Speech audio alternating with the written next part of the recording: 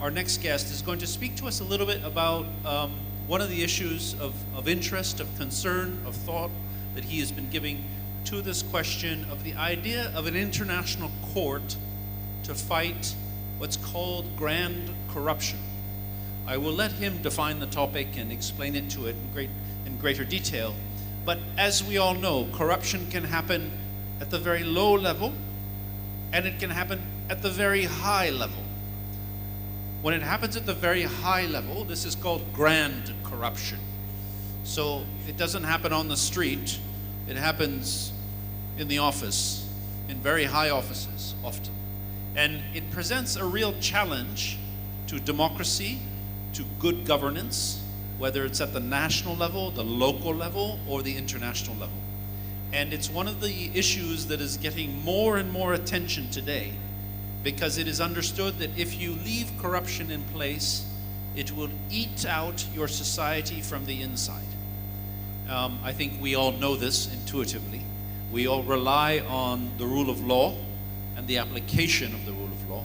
And so we're going to give our attention, please, to our esteemed guest. And please, I'm asking you to welcome him with a round of applause, and he'll take the podium. Thank you so much.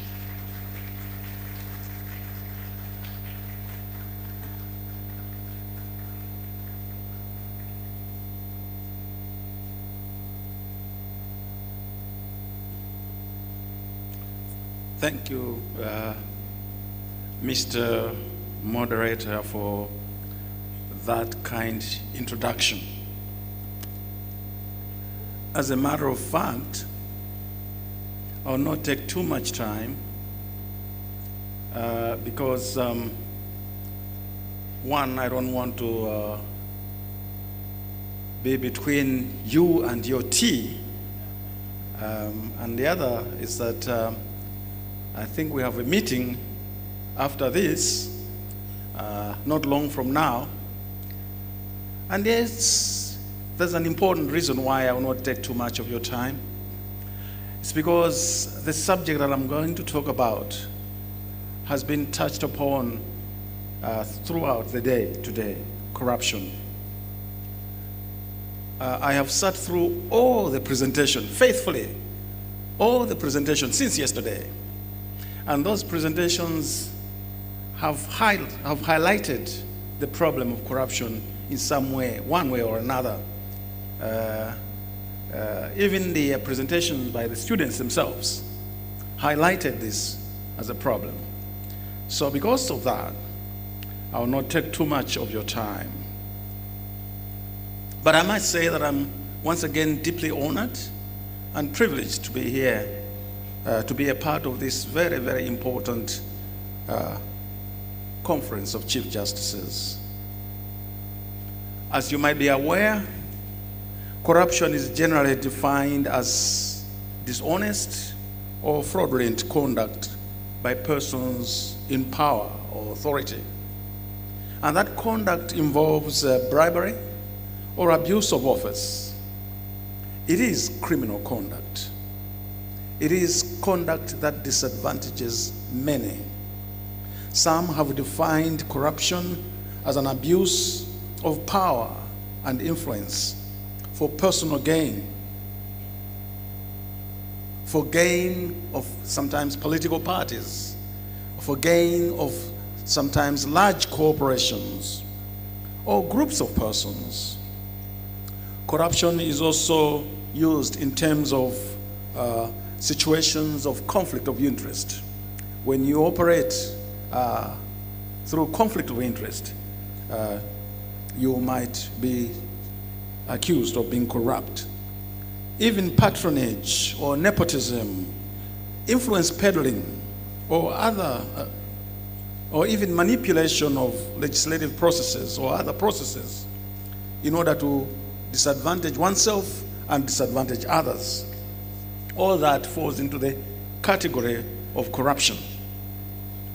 And evils of corruption are commonplace. I'm sure that we are all aware of them. Sometimes substandard work is done because of corruption. Sometimes medicines are not provided in hospitals because corruption was involved. and people die because of that.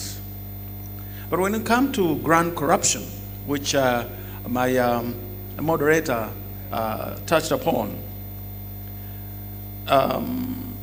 it doesn't have an agreed or universally agreed definition as to what grand corruption is.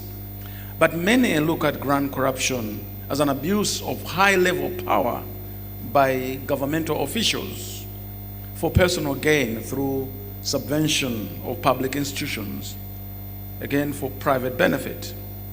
The definition of grand corruption often refers to elements that are contained in grand corruption.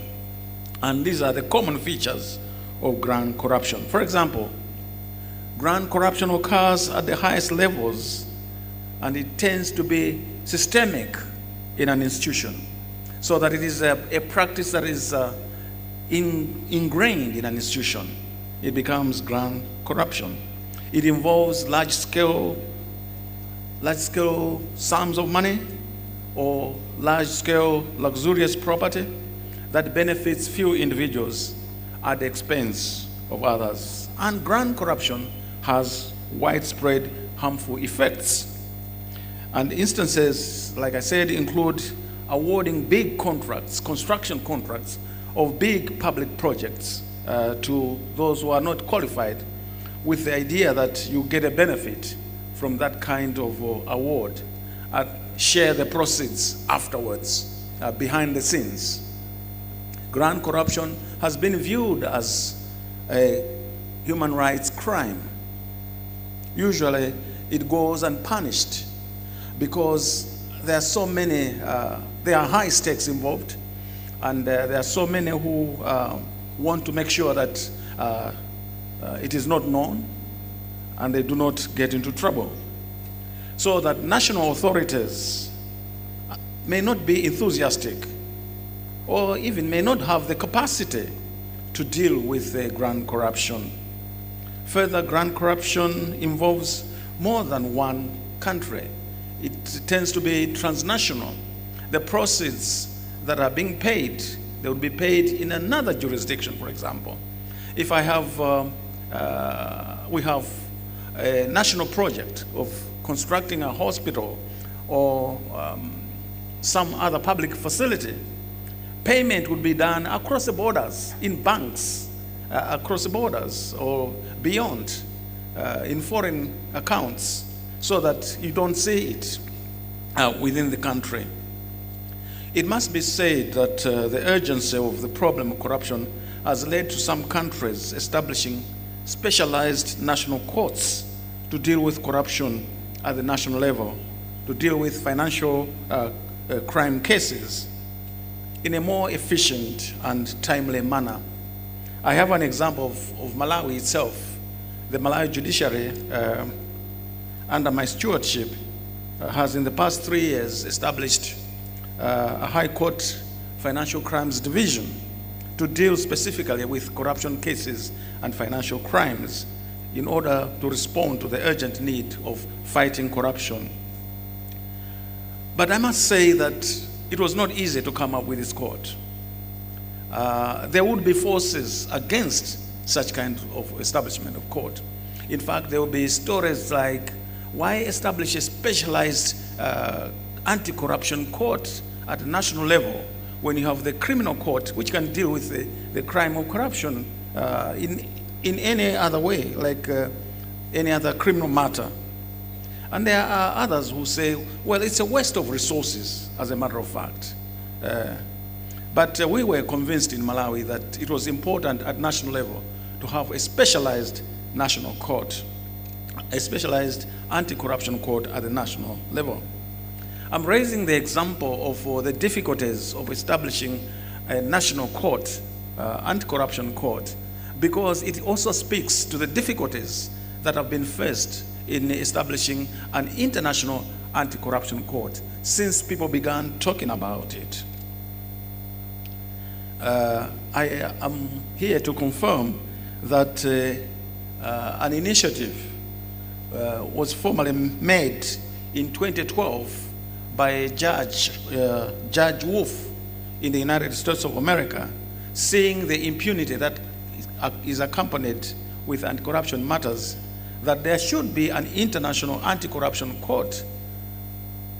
That initiative was intended and is intended to cover a vacuum in the accountability processes of a country, so that corruption at the grand scale should be dealt with before it actually causes problems to society. And also that corruption should be prevented, grand corruption should be prevented. This initiative, which started in 2012, has gathered momentum since then, with a lot of countries, a lot of high-profile thought leaders supporting it, NGOs supporting it, and it has now come to a point where I think we heard this morning that we are quite close now to having an international anti-corruption court, and we have been given about 12 months or so before the statute that is going to establish that court is put in place. Again, this process has not been easy, and it requires a lot of collaboration. It requires a lot of support from all of us. There have been support from many institutions. Many governments have now supported it. They have bought into the idea. Many former presidents of different countries have bought into the idea. Many NGOs have bought into the idea. Even some laureates have bought into the idea, and they support this. The most recent support that I have in mind came from some parliamentarians in the UK, both from the Labour Party and from the Conservative Party, saying that the idea of an international anti-corruption court is a good idea and that they would go along supporting it. But the campaign goes on, and the campaign requires all of us. To me, this is an important platform where we can join into the campaign. This conference can join into the campaign and support the campaign, so that the International Anti-Corruption Court is established. It has taken more than a decade and a half thus far, and perhaps it will take another decade before it actually comes into being. But our support might lend a hand in accelerating the process. So, as a final thought, I am calling upon this conference to take part in rendering support to the idea of establishing an international anti-corruption court. I guess that's as much as I can say for now, and I thank you for your kind attention. Thank you so much.